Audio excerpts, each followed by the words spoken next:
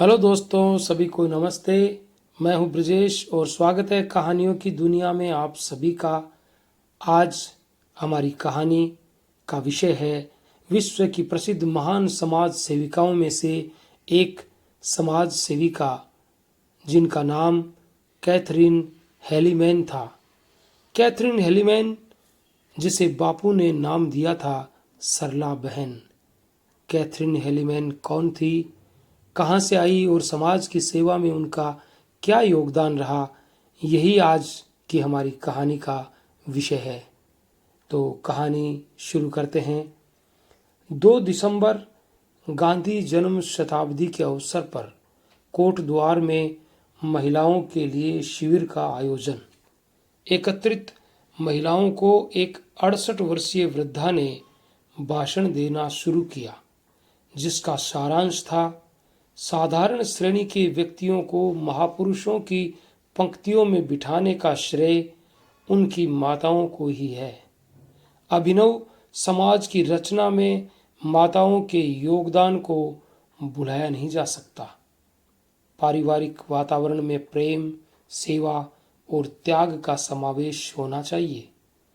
ये कार्य पुरुषों की अपेक्षा महिलाएं अधिक अच्छी तरह कर सकती हैं और उन्हें करना भी चाहिए। इस अनुरोध का महिलाओं पर भारी प्रभाव पड़ा और उनमें से कितनी ही ने परिवार निर्माण एवं समाज निर्माण के लिए क्रमबद्ध काम करना आरंभ कर दिया।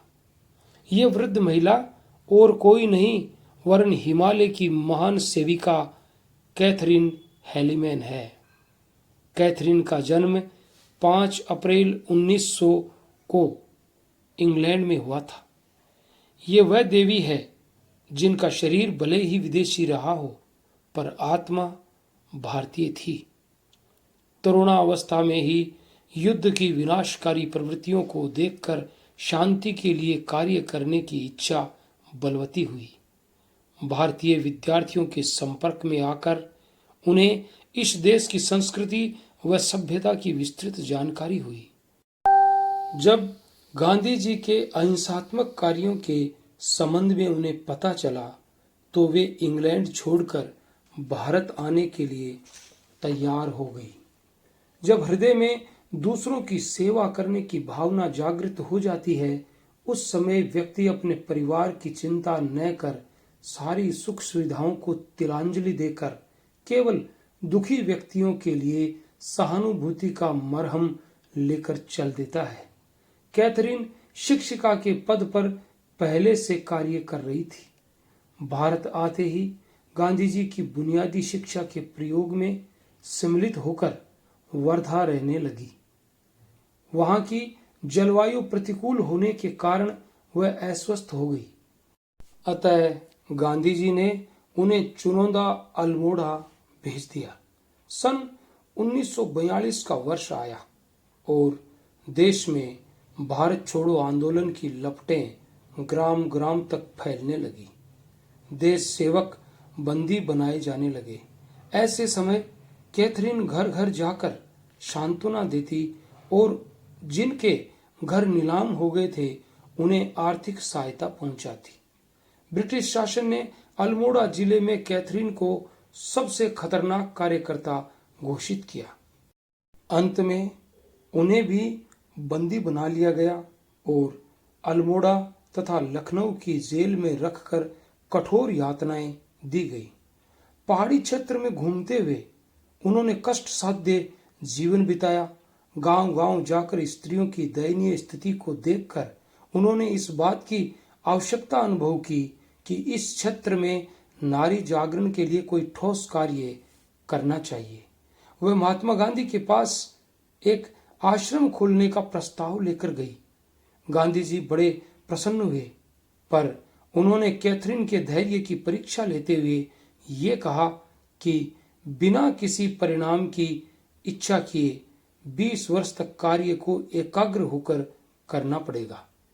5 दिसंबर 1946 का वह पुनीत दिवस आया जब कौसानी में कस्तूरबा महिला उत्थान मंडल के द्वारा लक्ष्मी आश्रम की स्थापना हुई।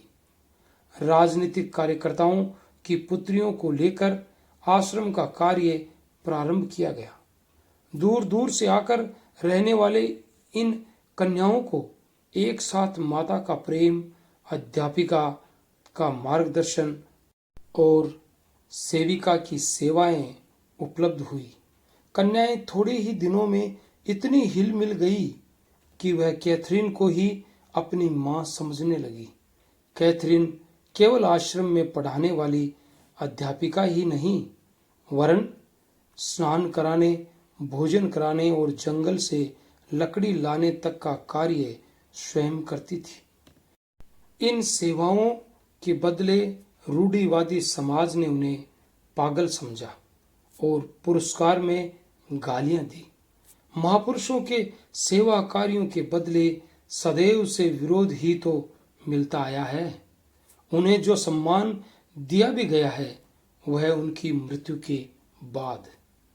कुछ ही वर्षों में पहाड़ी क्षेत्रों में जागृति की लहर दौड़ गई। दूर दूर के जिलों से कन्याएं आने लगी और वह आश्रम बदले में सार्वजनिक जीवन में दृढ़ता से कार्य करने वाली समाज सेविकाएं प्रदान करने लगा। शराब की दुकानों पर धरना देने के लिए महिलाओं के झुंड दिखाई देने लगे। घर घर में कैथरीन का नाम लिया जाने लगा।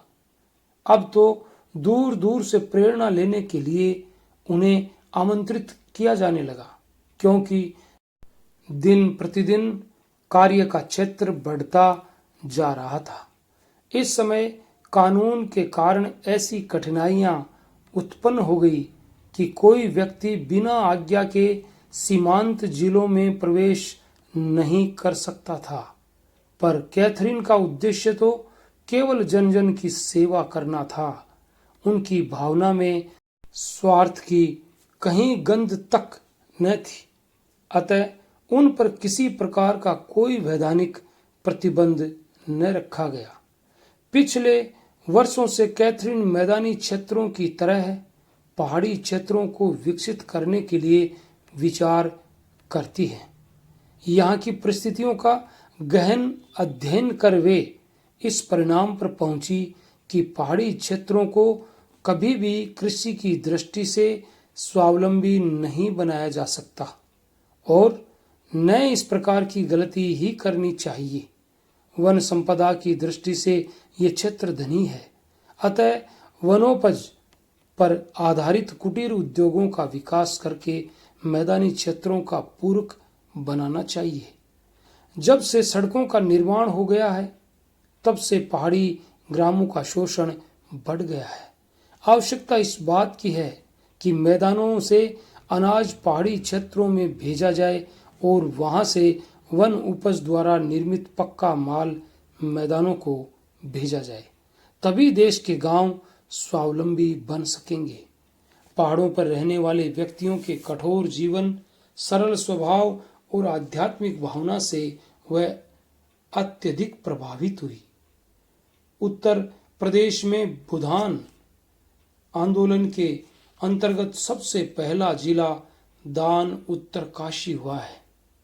गांधी शताब्दी मनाने की सार्थकता के संबंध में उनका ये विचार था कि पत्थरों के स्मारक बनाने से हमारा उद्देश्य पूरा नहीं होता। यदि हम गांधी जी की बात नहीं सुनते हैं तो हो सकता है कि इन स्मारकों के नीचे उनके सपने दब जाएं। गांधी जी के सिद्धांतों का अधिक से अधिक पालन करना और दूसरों को इसके लिए प्रेरित करना ही उस स्मारक बनाना है। 2 वर्ष तक संत विनोबा की प्रेरणा से कैथरीन बिहार, मध्य प्रदेश, उत्तर प्रदेश और कर्नाटक में सर्वोदय की विचारधारा का प्रचार करती रही। इसके बाद उन्होंने 1 माह का समय उत्तर प्रदेश के 7 पर्वतीय जिलों को दिया।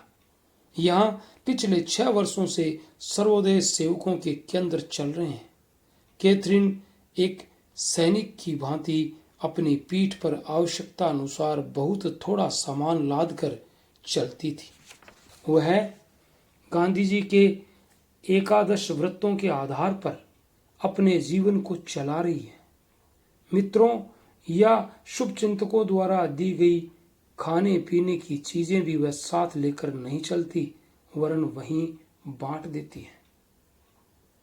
परम पावनी गंगा केवल उत्तर को ही सिंचती है, पर कैथरीन द्वारा प्रवाहित मानव सेवा की अजस्त्र धारा सभी दिशाओं में प्यासे मानवों की प्यास को बुझाती रहेगी। जिन विदेशी महिलाओं ने अपनी मातृभूमि के ही समान भारत भूमि से प्यार किया है और यहाँ पर पीड़ित मानवता के अश्रु बिंदुओं को पहुंचकर अपनी सुख सुविधाओं की चिंता न करते हुए सर्वस्व न्योछावर कर दिया, उनमें कैथरीन हेलिमेन का नाम स्मरणीय है। आशा है उनके जीवन प्रकाश से और उनके द्वारा किए गए मानवता की सेवा से सभी मनुष्यों को प्रेरणा मिलती रहेगी। तो ये थी विश्व की प्रसिद्ध महान समाज सेविका कैथरीन हेलिमेन की जीवनी की कथा। अगर आपको अच्छी लगी तो हमारे चैनल को लाइक, शेयर, कमेंट और सब्सक्राइब जरूर करें और मिलते हैं कल किसी नई कहानी में। तब तक के लिए all the best. Thanks for watching.